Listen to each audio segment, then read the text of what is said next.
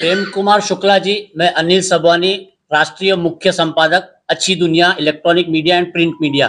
मेरा सवाल है कि आप कह रहे हैं कि ओवैसी जी 15 मिनट की बात हर बार हर इसमें कर रहे हैं, तो उनका कहना है कि अभी जो नैरेटिव यूपी के सीएम योगी आदित्यनाथ जी के द्वारा और महाराष्ट्र के उप मुख्यमंत्री द्वारा बटेंगे तो कटेंगे, ये बार बार दोहराया जा रहा है और माननीय मोदी जी के द्वारा एक है तो सेफ है की बात कही जा रही है। देखिए, बटेंगे तो कटेंगे के नारे का अगली पंक्ति यही है।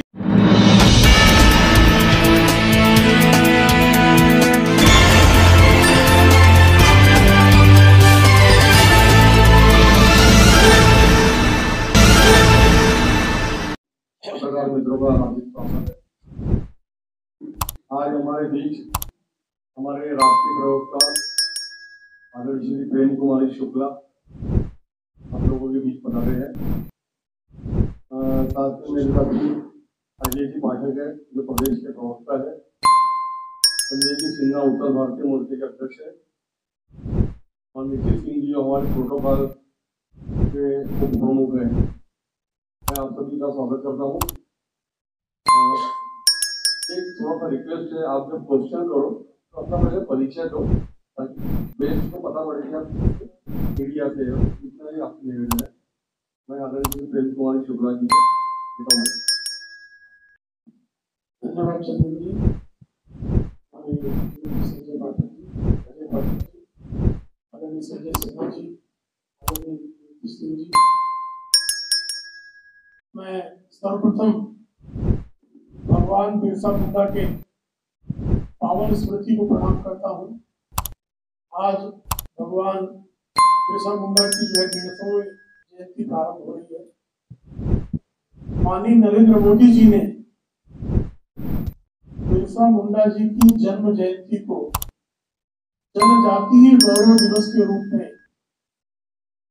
संस्थापित करके समग्र जनजातीय विश्व के गौरव को बढ़ाने का कार्य किया है।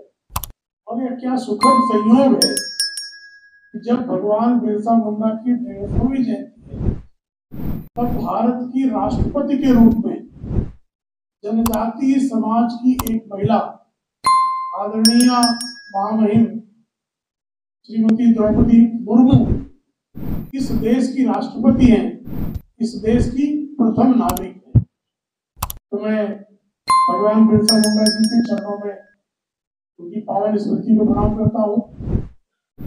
आज कार्तिक पूर्णिमा का अवसर है और गुरु नानक देव के प्रकाश का 555वां प्रकाश पर्व है, तो मैं उसकी भी ढेर सारी शुभकामनाएं आप सबको प्रदान करता हूँ। उनके प्रकाश पर्व की अनंत मंगल कामनाएं। मित्रों, महाराष्ट्र में चुनाव प्रचार का अंतिम चरण प्रारंभ हो गया है। कल आदरणीय नरेंद्र मोदी जी के प्रचार सभाओं की अंतिम सभा का भी समापन मुंबई के शिवाजी पार्क के उनके विशाल जनसभा के साथ समाप्त हुआ और हर कोई देख रहा है कि इस चुनाव में विपक्ष के पास कोई मुद्दा नहीं है। विपक्ष के पास कुल मिलाकर क्या है तो रोना है। एक रोना है कि हमारी पार्टी का विभाजन कर दिया गया। उद्धव ठाकरे कहते हैं हमारी पार्टी विभाजित हो गई। शरद पवार जी का रोना है हमारी पार्टी विभाजित हो गई। दूसरा रोना उनका 2-3 दिन से चालू हुआ है कि निर्वाचन आयोग हमारा हेलीकॉप्टर चेक कर ले रहा है। इसके रोने के अलावा विपक्ष 2.5 वर्षों तक उनका भी शासनकाल रहा है, महाविनाश आघाड़ी का भी शासनकाल रहा है। तो यह बता पाने में बिल्कुल नाकामयाब है कि उन 2.5 वर्षों में खिचड़ी घोटाला, कोरोना घोटाला, कोरोना किट घोटाला, कोरोना औषध घोटाला, इसके अलावा उन्होंने 2.5 वर्षों के कार्यकाल में किया क्या? अब चुनाव किस तरफ ले जा रहे हैं लोग? जब उनके ध्यान में आ गया कि अब चुनाव जो है वो भारतीय जनता पार्टी के नेतृत्व वाली महायुति का जो विकास कार्य है, जिस गति से महाराष्ट्र को विकसित किया गया, जिस तरह से महाराष्ट्र को पूरे देश में विदेशी प्रत्यक्ष निवेश की 52% लाने की सफलता, जिस तरह से विदर्भ समेत पूरे महाराष्ट्र का विकास हुआ है, उस पर कोई प्रश्न चिन्ह पैदा खड़ा करने की उनकी कुवत नहीं है। वो कर क्या रहे हैं? तो पूरा चुनाव अब वो वोट जिहाद करने पर उनका फोकस है, उनका फोकस है।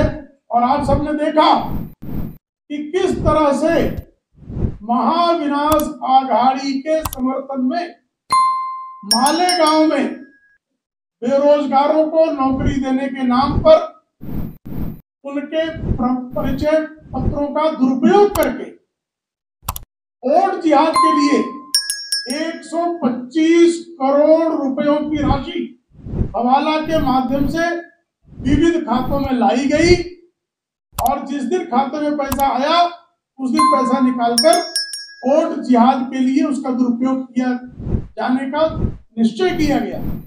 और जिस तरह से प्रवर्तन निदेशालय ने वोट जिहाद की इस घटना के खिलाफ कार्रवाई की है, उससे सारे वोट जिहादी जो हैं वो बिलबिलाए हुए हैं। दूसरा, आपने देखा कि किस तरह से उलमा काउंसिल ने 17 सूत्रीय मांग किस तरह से महाविनाश आघाड़ी के समक्ष रखी, और उस मांग को एक प्रकार से स्वीकार करके, क्योंकि किसी ने इस क्षण तक उलमा काउंसिल की उस मांग को अस्वीकार करने का साहस नहीं दिखाया है। अप्रत्यक्ष रूप से महाराष्ट्र कांग्रेस के प्रदेश अध्यक्ष नाना पटोले ने उस पत्र को स्वीकार करके उनकी मांगों को स्वीकार करने के दिशा में सहमति दिखाने का संकेत दिया है। अब उसमें है क्या? तो उस मांग पत्र में 2 भयंकर बिंदु हैं। एक बिंदु उनका है कि जो भी मुस्लिम अभियुक्त 2012 के बाद जेलों में बंद हैं, उनको रिहा कर दिया जाएगा। यानी कोई कोर्ट में उसकी कार्रवाई नहीं होगी। अब जो है वोट जिहाद के दबाव में, उलमा के दबाव में, दाऊद इब्राहिम गिरोह के लोग, छोटा शकील गिरोह के लोग, जिहादी संगठनों के लोग जो अभियुक्त जेलों में हैं, उनको रिहा कर दिया जाएगा। भारत इस तरह के जिहाद को कभी मंजूर नहीं कर सकता। दूसरी मांग उनकी क्या है? दूसरी मांग उनकी है कि अनुसूचित जाति, जनजाति और जो पिछड़े हैं, उनके कोटे में से 10% आरक्षण वो मुसलमानों को दे दिया जाए। इस देश की संविधान सभा में बाकायदा प्रस्ताव लाया गया था कि मजहब के आधार पर आरक्षण दिया जाना चाहिए। तो डॉक्टर बाबा साहब आम्बेडकर के नेतृत्व में संविधान सभा ने एक स्वर में कहा था कि इस देश में मजहब, धर्म के आधार पर आरक्षण नहीं दिया जा सकता, क्योंकि 1919 में मजहब के आधार पर आरक्षण देकर अलग जिस तरह से निर्वाचन क्षेत्र बनाए गए थे, उसी का परिणाम कालांतर में इस देश के विभाजन के रूप में हुआ। पाकिस्तान बटा, कालांतर में बांग्लादेश बना। तो इस देश को विभाजन की विभीषिका को झेलने के लिए फिर से मजबूर नहीं किया जा सकता। इसलिए हम धर्म के आधार पर आरक्षण नहीं देंगे। ये संविधान सभा का निर्णय है, डॉक्टर बाबा साहब आम्बेडकर का निर्णय है। लेकिन उस निर्णय से आगे बढ़कर अब रिजर्वेशन जिहाद शुरू होने वाला है। अगर उलमा काउंसिल की इन मांगों को महाविनाश आघाड़ी स्वीकारती है, जो स्वीकारने का संकेत दे चुकी है, तो ये रिजर्वेशन जिहाद शुरू होगा। पहले इस देश में टेररिस्टों का जिहाद शुरू हुआ, फिर लॉ जिहाद हुआ, फिर वक्फ बोर्ड की तरह लैंड जिहाद हुआ, कोर्ट जिहाद हुआ। अब रिजर्वेशन जिहाद की तरफ बढ़ने वाले साफ तौर पर संकेत दे रहे हैं। और ये ध्यान रखें कि जब तक भारतीय जनता पार्टी है, जब तक आदरणीय नरेंद्र मोदी जी का एक भी सिपाही है, तब तक इस देश में धर्म के आधार पर, मजहब के आधार पर आरक्षण किसी को नहीं देने दिया जाएगा। हम रिजर्वेशन जिहाद सफल नहीं होने देंगे, ये हमारा निश्चय है। और इसी तरह से लैंड जिहाद को खत्म करने के लिए जिस तरह से वक्फ बोर्ड का कानून बनाकर 2013 के बाद कर्नाटक में किसानों की भूमि जो है वो वक्फ बोर्ड कब्जा कर ले रही है। तमिलनाडु में जब इस्लाम का प्रादुर्भाव भी नहीं हुआ था, इस्लाम के संस्थापक पैगंबर मोहम्मद साहब का जन्म भी नहीं हुआ था, उस समय का जो मंदिर है, उस मंदिर को भी वक्फ बोर्ड की संपत्ति घोषित करने का जो षड्यंत्र रचा गया, जब ये निश्चित है कि इस तरह के लैंड जिहाद को भी खत्म करने के लिए आने वाले संसद के अधिवेशन में, संसद के आगामी अधिवेशन में वक्फ बिल के संशोधन का विधेयक पारित करके लैंड जिहाद को खत्म किया जाएगा।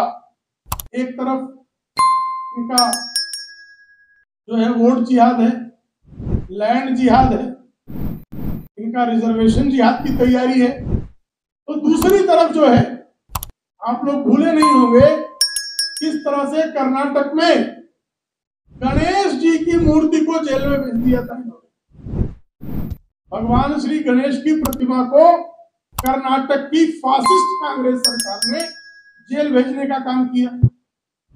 और तेलंगाना में देवी जी की मूर्ति को तोड़ने वालों के समर्थन में जो हिंदू प्रदर्शन कर रहे थे, उनमें बर्बरता के साथ तेलंगाना में कांग्रेस की सरकार की पुलिस ने बर्बरता से लाठीचार्ज किया। लेकिन ये ध्यान रहे, इससे हिंदू अब डिगने वाला नहीं है। हमारा जो सनातन धर्मी है वो बिल्कुल डिगने वाला नहीं है। और आए दिन इनका जो बगल बच्चा है इंडी अलायंस का, महाविनाश आघाड़ी का, असदुद्दीन ओवैसी, वो आजकल जब भी महाराष्ट्र की धरती पर आता है तो 15 मिनट वाली धमकी देता है। तो ऐसी याद रखो, आपकी 15 पीढ़ियां भी उतर जाएंगी, तब भी महाराष्ट्र के छत्रपति शिवराय की, हिंदवी स्वराज की इस पुण्य भूमि को पापी औरंगिया की जागीर हम नहीं बनने देंगे। ये ध्यान रखना। ओवैसी 15 मिनट की क्या बात करते हो, आपकी 15 पीढ़ियां भी उतर आएंगी, तब भी ये संभव नहीं है। अब तो हिंदुत्व का डंका विश्व भर में बज रहा है, वॉशिंगटन तक हिंदुत्व का डंका बज रहा है। कल ही डोनाल्ड ट्रंप के भावी सरकार ने घोषणा की है, तुलसी गबार्ड जो है वो अमेरिका की इंटेलिजेंस ब्यूरो की चीफ होंगी। और तुलसी गबार्ड कौन है?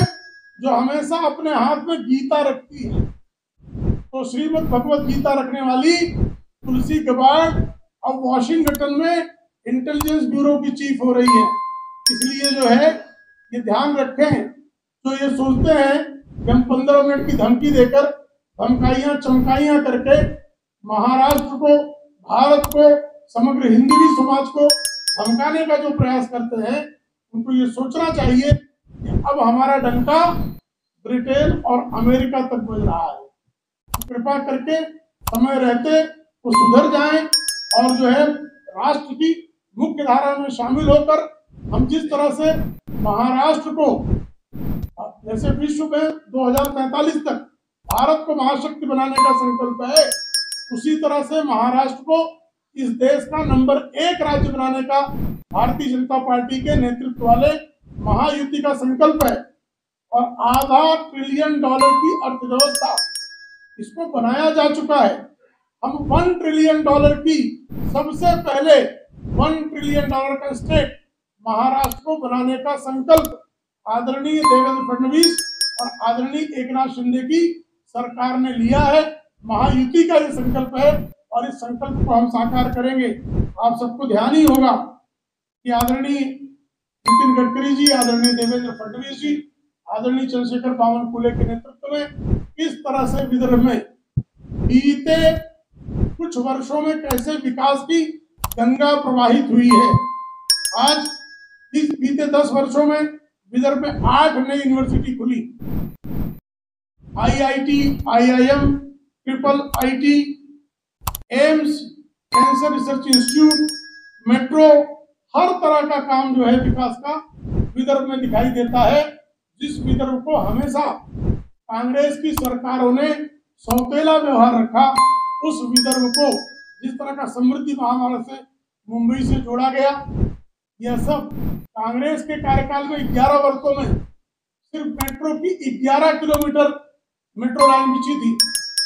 आदरणीय देवेंद्र फडणवीस जी के नेतृत्व में, आदरणीय एकनाथ शिंदे जी के नेतृत्व में आज 364 किलोमीटर मेट्रो संचालित हो रही है। दोनों के राज्यों में शासनकाल में गति और प्रगति कितनी तेज है हर कोई समझ सकता है।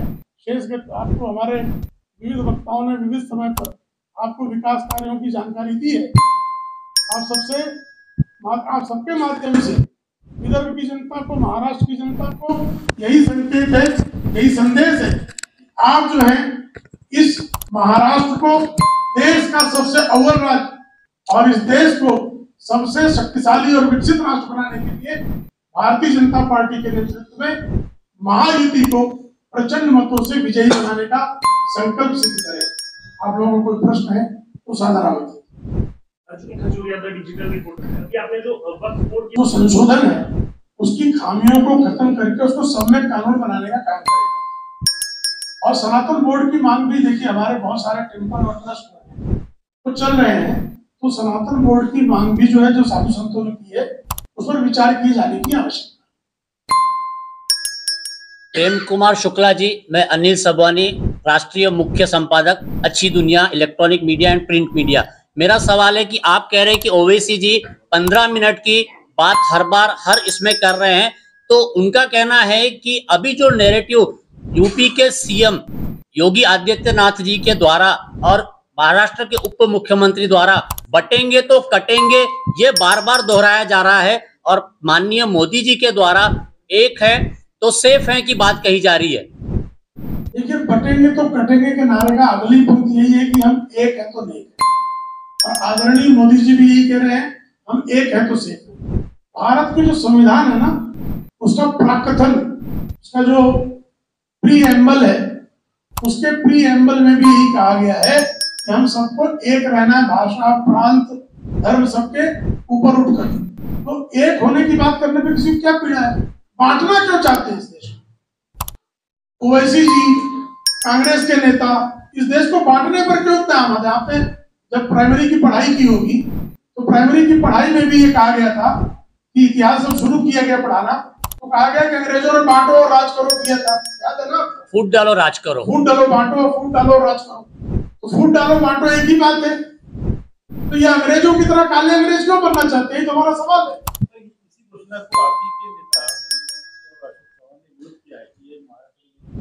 कालांतर में उनकी भी समझ में आएगा। समझ समय का फेर है, समझ में सबको आएगा। यही घोषणा जो है भारत की एकता की घोषणा है। जो अहमद का जो है बयान आया है, उन दोनों का एक दूसरे से जो बहुत अच्छा संबंध है, तो एक दूसरे से हास्य परिहास कर रहे थे। और क्यों नहीं रहेंगे? हमारे प्रचार समिति के अध्यक्ष हैं भाई। किसानों को जो है, अभी कांग्रेस के एक नेता ने, आप पूर्व विधायक हैं, आपको नाम भी ध्यान होगा, उन्होंने कहा कि किसान इसलिए आत्महत्या करते हैं कि उनको नशे की आदत होती है। ये कांग्रेस का ऑफिशियल स्टैंड है। महायुति के कार्यकाल में नहीं गया, एक भी नहीं गया। जो एयरबस विदर्भ के लिए लाने के लिए देवेंद्र जी ने 2014 से 2019 में प्रयास किया। 2021 में देवेंद्र जी ने इसको स्पष्टता से बताया है कि 2021 में जब वो उद्योग एयरबस वालों को 2019 से 21 तक किसी प्रकार का बारंबार उनके प्रयास के बावजूद उद्धव ठाकरे की सरकार ने उनको कोई मदद करने के लिए आश्वस्त नहीं किया।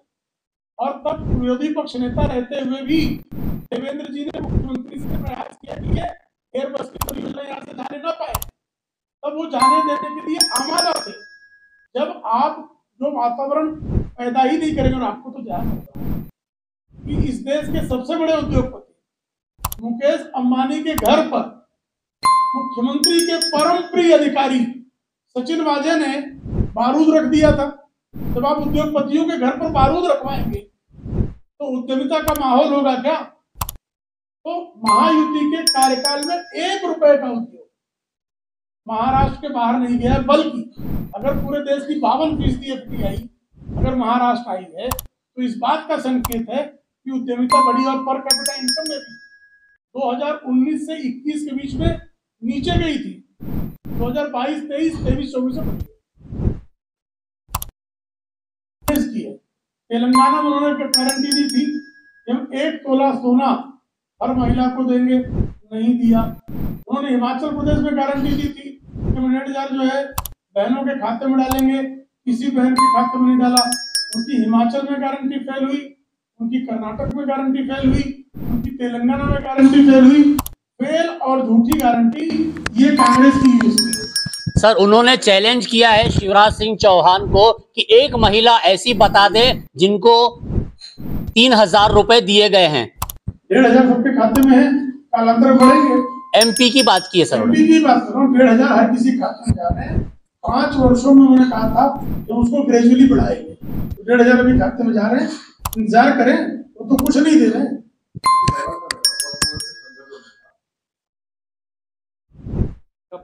जेपीसी में हमारा जेपीसी बनाने का प्रश्न नहीं पैदा होगा। जेपीसी हमेशा इस देश के नागरिकों के हितों के अनुकूल जो निर्णय होगा वही वहां आएगा। कैसे नहीं देगा? जेपीसी मेंबर किसके जाता है? सूचना नहीं, सम्यक सूचना है। गलत सूचना थोड़ा स्वीकारी जाएगी, सही सूचना स्वीकारी जाएगी ना। सूचना क्या स्वीकारी जाएगी? कोई गलत सूचना देगा थोड़ा स्वीकारी जाएगी। कोई अतार्किक बात करेगा, असंवैधानिक बात करेगा, गैर कानूनी बात करेगा तो नहीं स्वीकार होगा। तो अच्छी बात करेगा, सकारात्मक होगी, कानूनी होगी, संविधान सम्मत होगी तो स्वीकार जाएगा। जो दान है उनका उनके पास रहेगा, जो नाजायज कब्जा हो छुड़ाया जाएगा।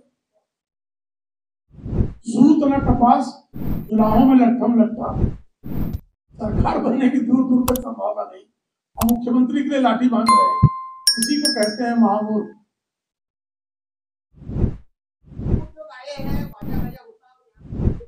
के कार्यकाल में कोई नहीं और न जाने पाएगा। आप उनके कार्यकाल में गए तो उसका क्या कहें? एयरबस उन्होंने भगा दिया। पूछिए, उन्होंने कहीं नहीं दिया है।